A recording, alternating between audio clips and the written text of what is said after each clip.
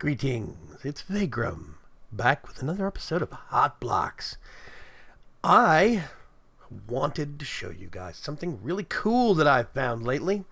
It's called the Base Pillar. It's part of a mod called Crafting Pillars, and I really do think it's cool, not just for visual appeal. I do like the way that it indents. It's actually got connected textures, so if I put it up there, it extends. I think these things look great for building it. While I do like some of the pillar blocks added by mods like Chisel, this one really does look like a Greco-Roman pillar. It's got that accent at the bottom and at the top, that inset, and I think it's really cool. But the base pillar is called the base pillar because it has a lot more uses than just decorative. It has a number of uses, more than decorative. This is part of one of the key components that goes into the Crafting Pillar mod, and I think it's very, very cool. The base pillar itself is actually pretty easy. It's just 5 stone, and you get one. That's it, in a kind of an eye shape. And I think that's nice and simple. I like the way that's done. That gives you the pillar itself, and as I've shown you, the pillars have connected smartness, which is very neat. Now, the thing you're seeing in the back that says base pillar, with the base pillar floating on it, is a showcase pillar, right here. Now, the showcase pillar is very nice. I like it a lot. I'm just going to put that up there. Basically, you get the showcase pillar as a base pillar and an item frame. It's nice. You can right-click on the side of it and toggle the name on or off, but the item just floats there. If I want to take it off, I just shift right-click and I get one. And I can right-click on the top of it again and put one back. It's nice, it's easy, it's simple. Now, this moves on to something even more elaborate, the crafting pillar. The crafting pillar is, you guessed it, a base pillar with a crafting table. Very easy. One thing I can actually do, grab some stone right here, and I'm just going to right-click, half slab. I'd get 3. Nope, there's no smooth stone stairs, and I always forget that. Just shift right click to pull that back off. I do. And hey, you can see what you're crafting. Now here's the thing. If you right click, you'll see numbers. And if I wanted to, I could, oh, not there. Aim for the squares, Vaygrim, aim for the squares. Now, I could make 2 of these if I wanted to. And that's very, very cool. Now, all I need to do to pull one of these off is right-click. Actually, I think I should probably put myself in survival mode. Left-click to pull one off. You see, all the numbers go down by 1. Left click again, and it's gone. Right click always takes off the resources. Left click pulls out the product. That's pretty much what the kind of uniform thing is on these. I really do like them. They're very useful. I love the visual appeal. Yeah. It's very neat, very simple, very easy to use. Now, whoopsie. Put myself back in creative mode there. I'm going to put that up and put those away. Now the next thing we've actually got is the smelting pillar. This is very cool. I'm going to get something, let's say some cobblestone, and just right click it on there. Now just watch this animation. You're going to see the smooth stone rise. And 1 smooth stone. I'm going to right click a whole bunch more on there.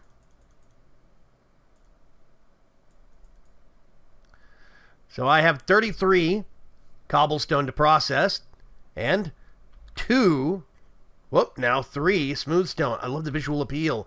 Again, you can right-click on the side here, and it'll turn the numbers off if you want to.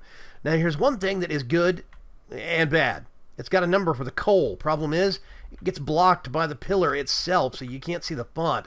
I am going to let the mod author know about that. I think that should show through, or it should show down here on the bottom, not above the coal. I think he needs to move the number, but right now, you got to get down to see what's going on. But I can get more coal right here and just right-click in there. And you'll see that number go up. I'm just holding down the right mouse button. There we go. Maxed out my coal. I didn't use any because I'm in creative mode, of course. But yes, this is very easy to use. Very easy to make. It's a furnace and a base pillar. That's it. Real simple, and I like it. Now, you just let this thing go. And if you want to, you can keep them loaded up with coal. Walk up, just right-click an item on there. And when I'm done, I'm just going to left-click to pull off 4, 5, 6, 7. I can shift left-click to pull off all of them right now. Shift left-click will always pull off all of whatever. It's very, very cool.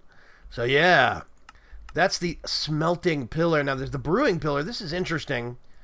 At least I think it's interesting. Actually, I only need really one of them. I've got nether wart. Now, I just right-click that on top. I can shift right-click to pull some off. But it's got to be with an empty hand. You do have to remember that. So I've got some nether wart up there. And this is just a bottle of water. Right-click to put it there.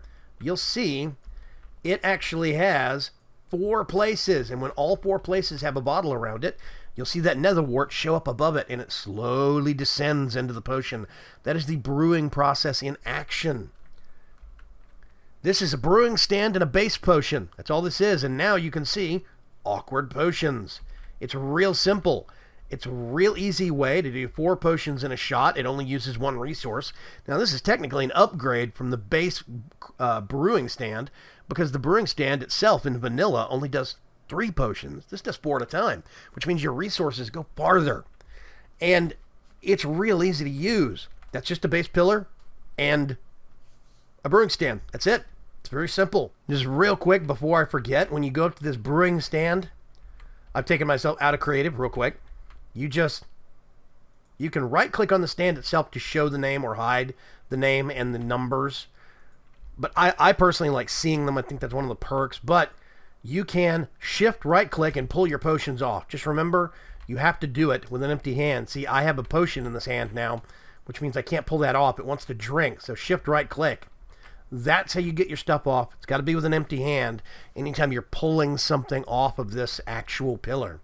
So just keep that in mind. I'm just going to put these back on here for safekeeping. And put myself back in creative mode. Now, I've got a record, and this is the Juke pillar. It's a jukebox and a base pillar combined. Real simple. You just right-click a record on top.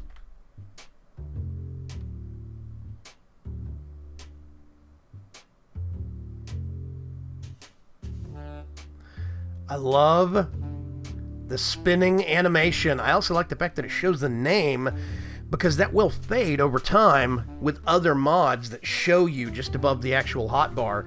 This, you can glance across the room and see exactly what's playing. And again, this is just a jukebox and a base pillar. That's it.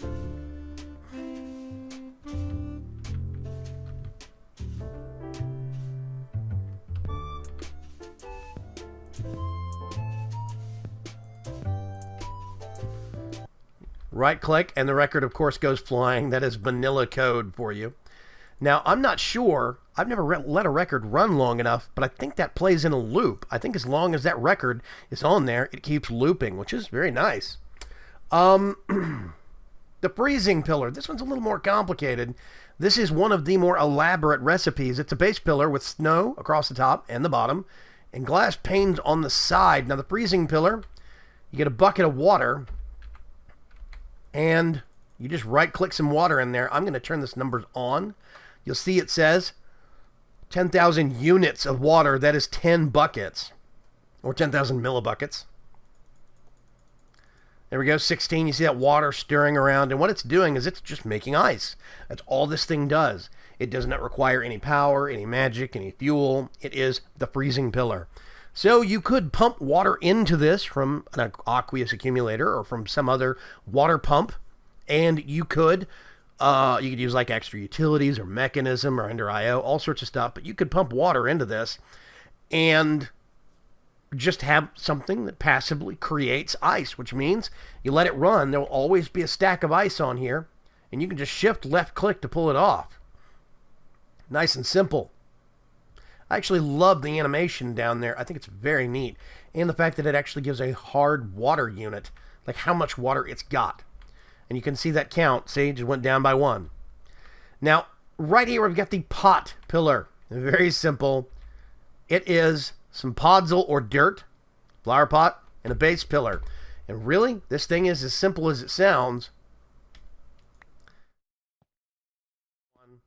Shift right click. I'm going to take that flower out. And you know what? I'm going to replace it with a small birch sapling. Right click on there. It says birch sapling above it. Nice. It's decorative. It's for display purposes. It has no other functional use. And if you want to, just right click and turn that name off. People can walk up there, turn it on, see what it is, turn it off. It's nice. It works with flowers. It works with vanilla flowers and saplings. It might work with other mod flowers and saplings if those mod flowers and saplings would work in a normal flower pot. If they don't, it's not going to work here. That's just the way it is. But I do like this. I could see myself putting some of these around some of my bases and just kind of snazzying things up a little bit. I think that could be very, very cool.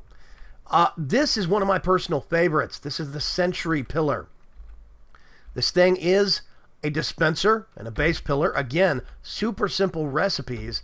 And what you can do is you just get some arrows and right click on there. You see that count goes up. Now sorry, Mr. Piggy.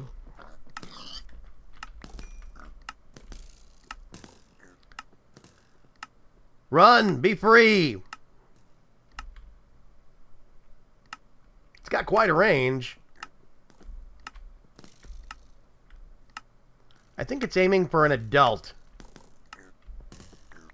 Go, run away. Yes, there we go. Don't run towards it. Good grief. There we go. Now I'm just going to pick up some of this clutter over here. You'll notice the arrows. You can pick them up. I just do a tour of the yard every few minutes when I've got action going on, and I'm just going to right click these in here. Now I'm in creative mode, so it's not actually using them from my inventory, but now this thing does considerable damage. As you can see, it does very good damage for an automated solution. It will fire at animals. It will fire at bad guys. So make sure not to have this near your animal farms, of course. You put these at the outside edge of your base perimeter. It's real useful, real nice, and I definitely like it. But this is going to generate some clutter for you, which comes to the last one, the trash pillar. The trash pillar is some stone surrounding an ender pearl. It's the one that actually does not use the base pillar. So technically it's not a part of this family, but I'm still going to count it anyway. Now you can either right click on this thing to open it and close it, or pressure plate. I like pressure plate because I can toss my garbage in there. All done and finished. I like it. So this is the family of crafting pillars, everything stemming, except the trash can, from the base pillar. I think it's a real good mod, but honestly, I could just see myself using this thing around the base a lot. I really love the aesthetics of it, and I think it's just nice. So yeah, think about giving crafting pillars a look. Now there is one more pillar that is in here that I haven't showcased called the anvil pillar, but I don't think it's coded and finished yet. You can put it in the world and put things in it, but it doesn't seem to do anything otherwise. So the mod is still being added on, and it's still being developed, of course. It's for Minecraft 1.7.2, and hopefully it's going to get updated very soon to Minecraft 1.7.10. So that's going to be good. I will have information in the video description below on where you can actually see a little bit more about crafting pillars for yourself. But really, even if you just want to add it for the sake of some really stunning aesthetics, I'd consider it. This is Vaygrim signing off. Thank you very much for joining me for another episode of Hot Blocks. Bye-bye.